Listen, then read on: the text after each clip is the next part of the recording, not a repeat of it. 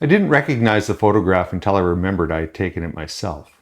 An old Vietnamese basket boat sat alone on the sand, worn and scarred from years of use. While across the water, the modern skyline of the city rose along the horizon. And between that simple old vessel and the city beyond it, it was almost nothing but open water. I looked at the frame on the back of the camera, and something about it felt familiar, even though I never photographed anything quite like this before. Not the place, not the boat, the way I'd chosen to see it.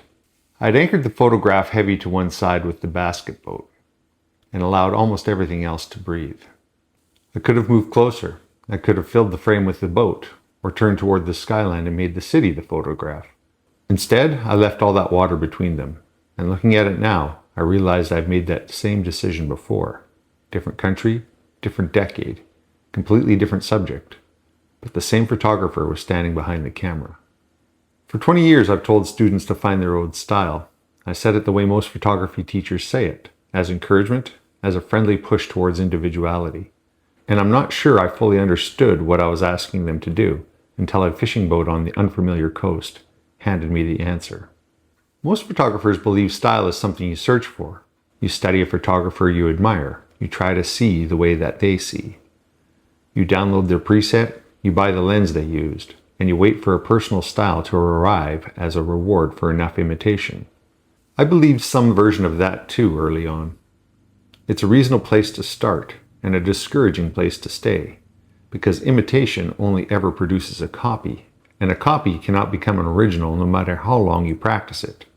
I have watched talented photographers spend years chasing a look that belonged to someone else, growing quietly frustrated with every attempt, convinced the problem was their gear, or their location, or their luck, when the real problem was that they were searching in the wrong direction. Style was never out there to be found. It was already behind the camera, waiting to be recognized rather than manufactured. I have an early photograph taken in my first year behind the camera, and I still keep it as a reminder. It's a landscape shot in the exact manner of a photographer I admired at the time. Same composition formula, same heavy processing, same mood borrowed wholesale from someone else's portfolio. It's a competent photograph, and it's also not mine in the way that matters. I didn't know the difference between a photograph that looked accomplished and a photograph that sounded like my own voice. And it took years of shooting before I understood the freedom of that distinction. The freedom is this. Once you stop searching outside yourself for style, you stop needing anyone's approval to know your work is working, and you start trusting the pattern that is already yours. Here's what nobody told me, and what I only proved to myself on a coastline 8,000 kilometers from home. You already have a style. It's not hiding in a filter or a focal length. It's hiding in the small decisions you make without noticing you're making them, repeated often enough and long enough that they stop looking like decisions and start looking like you. I want to show you 3 photographs, one from the Okanagan, one from the Pacific coast of Vancouver Island, and one from Vietnam. Different locations, different countries, different subjects, different years of my life. Looking at them side by side is the only proof I ever needed that a personal style is not a location, not a subject, not a piece of gear. It's a pattern of choices that follows you, wherever you point the camera. First is the Okanagan photograph. Rows of vines climbing down a hillside toward a lone tree along the edge of Okanagan Lake. The Vineyard creates a strong repetition of lines and patterns, pulling the eye through the frame until suddenly the tree interrupts the rhythm and gives the photograph somewhere to settle. Almost half the frame is not vineyard at all. It's water. I could have cropped it tighter and made the photograph entirely about the vineyard, the symmetry, the rows, the repetition. Instead, I deliberately left the large expanse of lake above it, a space that gives the vineyard room to breathe, creates a sense of scale that disappears the moment you crop it away. And that's a decision I recognize through my work. I've never felt compelled to fill every corner of a photograph simply because something was available to put there. Sometimes what you leave alone is every bit as important as what you photograph. The second is a Pacific coast photograph. A massive piece of driftwood lies alone on the beach, its weathered trunk beginning near my feet and pulling the eye through the frame toward the water. Beyond it, the Pacific has been softened by the long exposure, while layers of rocky islands and coastal forests slowly disappear into the fog. The driftwood stays sharp, heavy and full of texture. Everything beyond it becomes progressively quieter. I could have moved closer and made the photograph entirely about the driftwood, or pointed the camera towards the islands disappearing into the mist. Instead, I use one to lead you towards the other, while leaving large areas of sand and water and fog with almost nothing happening in them. Different coast, completely different subject, but again, the same instinct. Give the eye one strong place to begin, then give it somewhere quiet to go. The third is the Da Nang photograph, the one that started this whole realization. An old basket boat sits heavy on the foreground, pushed toward the left side of the frame, evening light catching its weathered surface.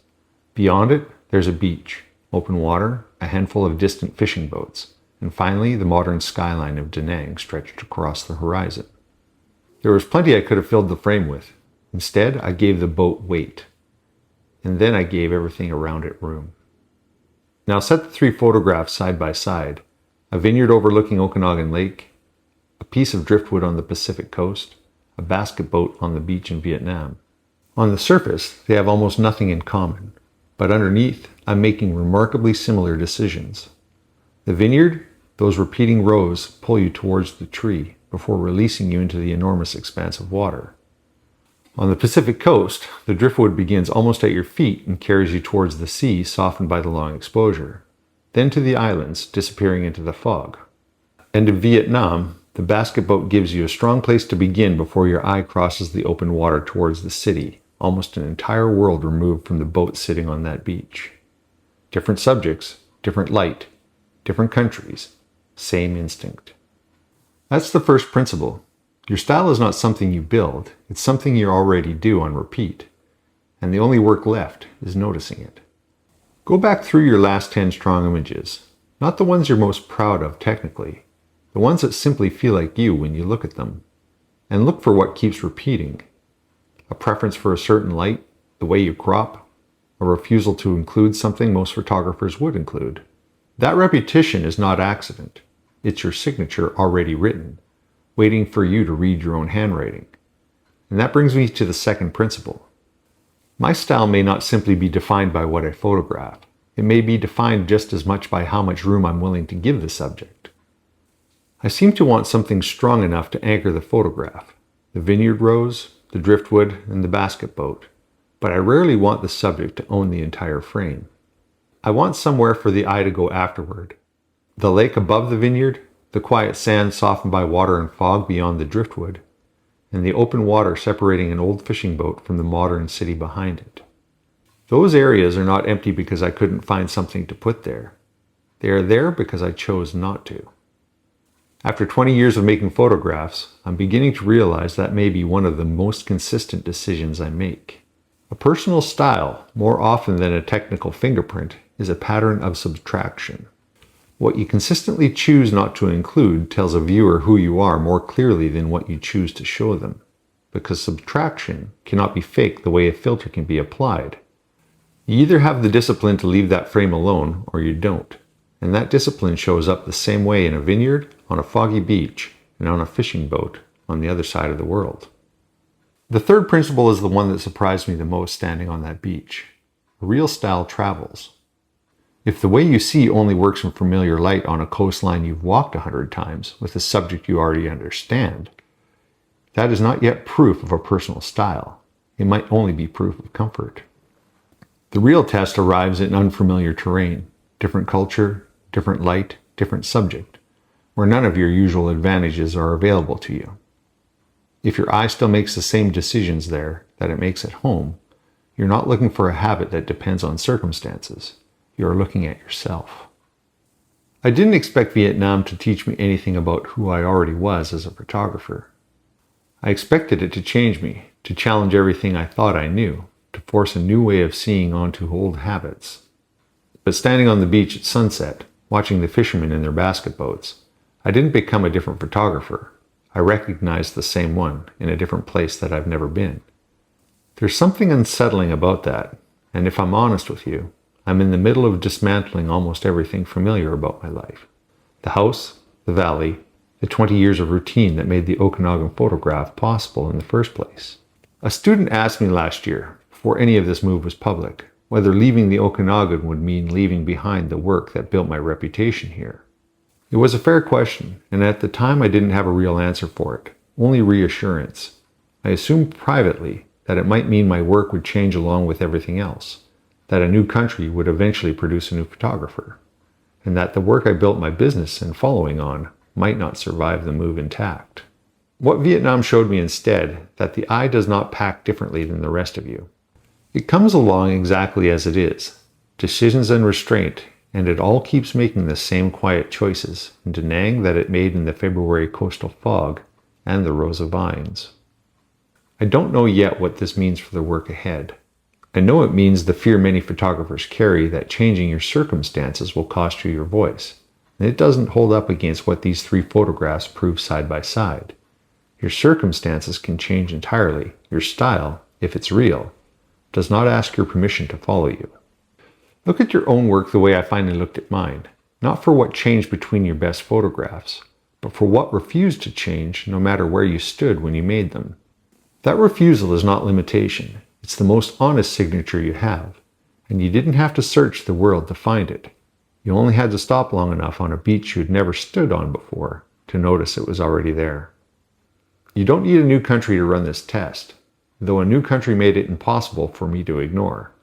Pull up 10 images from 10 different situations, 10 different subjects, 10 different years if you've been shooting long enough to have them.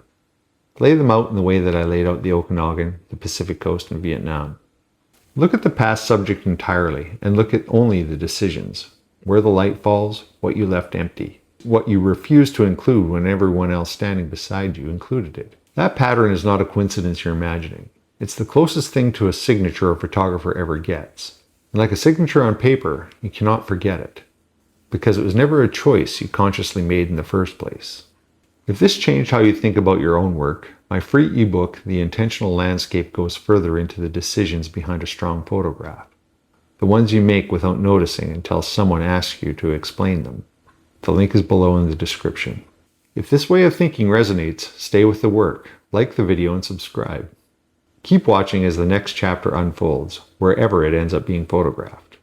The light doesn't wait, and neither should we.